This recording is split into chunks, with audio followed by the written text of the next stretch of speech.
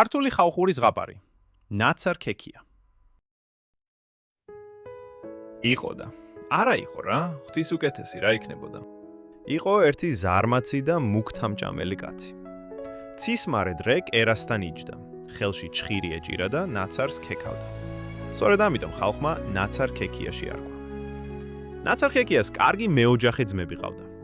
კაცო, სულ რომ ნაცარს უზიხარ, ან ჭამა არ გინდა, ან სმა, ეუბნებოდნენ ყოველდღე.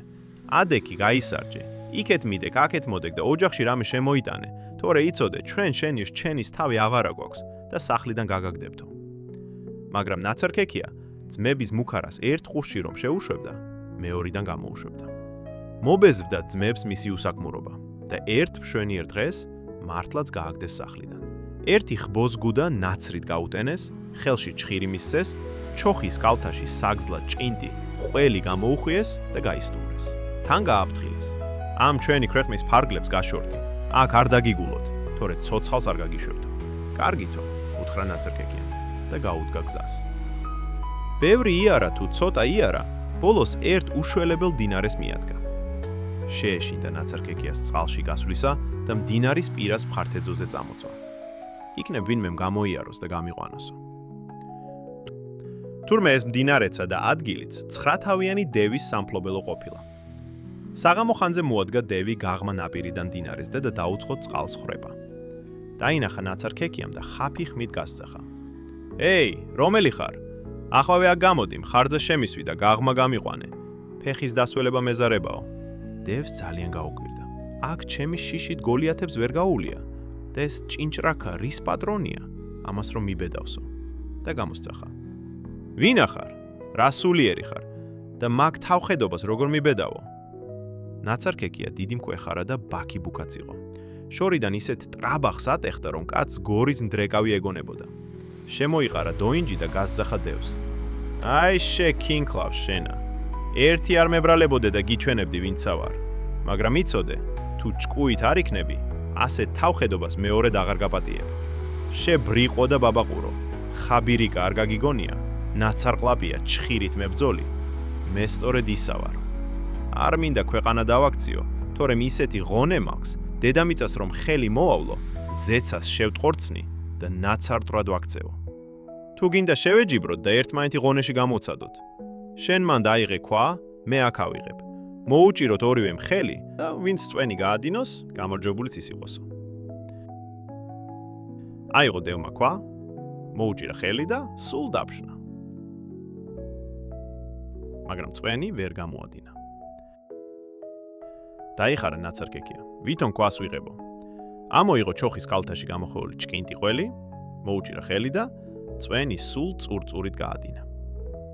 გაუკვირდა დევს, ეს ვინა ყოფილაო? აბა ეხლა სირბილში გამოცალოთ ერთმანეთი, გასძახა ნაცარ ქექიამ. გავიქცეთ რიყეზე, შენ მაქეთ, მე აქეთ და ვინც მეტ მტვერსა და კორიანტელს აადენს, ბიჭიც ის იყოს და ქუდიც იმას ეხუროსო.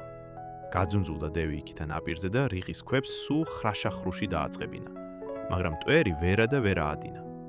რიყის ქვებს ან რა მტვერი აუვიდოდა. ნაცარ ქექიამტი მოიხსნა ნაცრიანი გუდა, გაკუნკულდა ნაპირზე და თან ნაცარი მიმოაბნია. ისეთი მტვერი და კორიანტელი ააყენა, რომ დევმა ვეღარაფერი დაინახა. შეშინდა დევი. ეს მართლაც უძლეველი კაცი ჩანსო, თქვა გულში და გაღმა ნაპირზე გავიდა. მორჩილად ეახლა ნაცარ ქექიას, დაიღუნა და მხარზე შეისვა. შუა მდინარეში რომ შევიდნენ, დევმა როგორც იქნა გაუბედა და კითხა. „ბატონო, ხაბირიკაო, ნაცრი ხლაპიაო და ჩხირით მებძოლო. ასეთი ღონის პატრონი, როგორღაც მეტის მეტად ფსუბუქი მეჩვენებიო." „რაო, ფსუბუქიო?" გადაიხარხარა ნაცარ ქექიამ. „შენ რომ ჩემი სიმძიმის ამბავი იცოდე, მაგ სისულელეს აღარ წამოროშავდი. რა კი დედამიწას ჩემი ტარება უჭირს. ცაში ღმერთს უხილავი თოკით უჭერი ვარ, თორემ ჩემი სიმძიმე ქვესკნალში ჩაგიტანდაო." დევს ეჭვი შეეპარა, ამ ერთ ციცკნას ისეთი რა სიმძიმე უნდა კონდესო და ნაცარ ქექიას მოგძალებით უთხრა. „აბა, ასძახე ღმერთს, რომ სულ ოდნავ შეგიშვას ხელი, მინდა შენი სიმძიმე გავიგოო. ღმერთო მწყალობელო, აბა, ცოტათი მოუშვი თოკი, რომ ამ ბრიყვსა და აუყიათ ენა დავამოგლებინოო."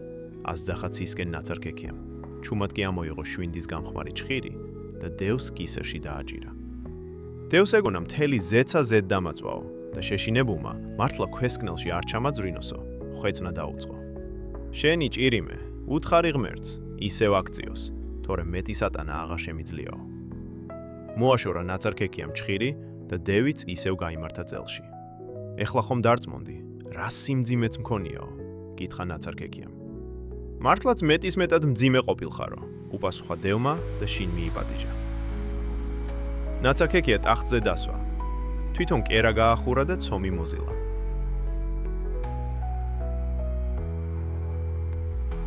გააკეთა ერთი უშველებელი ხმიადი, ჩადო კეცში, ცეცხლს მიუპიცხა და ნაცარქეკიას უთხრა. თუ უკაცრავად არ ვიყო, ამპურზე თვალი გეჭიროს, რომ არ დაიწვას. მე ტყეში წავალ და სავახშმოდ ბარემ ნანადიროსაც მოვიტანა. დევი წავიდა. ხმიადს ცალი გვერდი რომ დაებროწა, ნაცარქეკიამ იფიქრა. ეხლა კი გადაბრუნების დროაო და დაუწყო საკეცი წვალება. წვალებაში კეცი წამოიქცა და ნაცარქეკია ქვეშ მოიყოლა. წვალობს ნაცარქეკია, აფხარკალებს ფეხებს, ხუნეშის, ოხრავს, ქშინავს, მაგრამ კეცს ძვრას ვერ უშვება. დაიღალა და შეშინებულმა ფერიც დაკარგა. მოვიდა დევი და ნაცარქეკია რომ ამ ოფაში დაინახა, გაგურვებულმა კითხა: რა დაგმართნიაო? რა უნდა დამმართნოდა? შეუტია ნაცარქეკიამ. ცოტათი მუცელი წაუმტკივდა და ცხელი კეცი დავიდევი. ეხლა უკვე კარგად ვარ. მოდი და ამაცალეო. დევმა კეცი ააცალა და ნაცარქეკიაც წამოდგა. ხმიადი გამოცხვა. ნანადირევიც მოხაშეს და ვახშამ შემოუსხდნენ. პურის ჭამაში დევმა ცხვირი დააცემინა და სტუმარი ჭერში შეაგდო. გულგახეთქილი ნაცარქეკია თახვეს ჩაეჭიდა და ფხარკალი დაიწყო. მან რას აკეთებო? კითხა დევმა. რას ვაკეთებდა? აი ეს წკეპლა უნდა გამოვიღო და გვერდები აგიჭრელო. როგორ გაბედე ჩემთან ცხვირის დაცემინებაო? ღმერთო, ეს ვინა ყოფილა? გაოცდა დევი. ამოდენა თავხი მე ძლივს ბოძებზე ავიტანე და ეს კი წკეპლას ეძახის და გამოძრობას უპირებსო. აქაურობას თუ არ გავეცალე, ერთხელაც იქნება რამეს მიშარებს და ცოცხალი ვეღარ გადაურჩებიო. დაჰკრა დევმა ფეხი და 900 იქით გადაიხვეწა. დევის სახკარი და სიმდიდრე მთლიანად ნაცარქეკიას დარჩა. წავიდა. ძმებიც იქ მიიყვანა და უთხრა: ძმებო, მუქთა ხორობისათვის თქვენ სახლიდან გამაგდეთ. სულ იმას მაყვედრიდით. ოჯახში არაფერი შემოგავსო. აი ახლა ჩემს წილად ეს სახკარი და ქონება ცხოვრება შემომაქვს. ეს ყველაფერი თქვენთვის დამითმია. ოღონდ ლუკმაპურს ნუღარ დამაყვედრით და ნურც ნაცრის ქექვას დამიშლითო. გადაულოცა ნაცარქეკიამ დევის სახლი და სიმდიდრე ძმებს. თვითონ კი აიღო ჩხირი, მიუჯდა კერას და ისევ ნაცრის ქექვა დაიწყო. ჭირი იქა, ლხინი აქა, ქატო იქა, ფქვილი აქა. გამოიწერეთ არხი მეტი ზღაპრული სამყაროსთვის და გააქტიურეთ ზარის ღილაკი.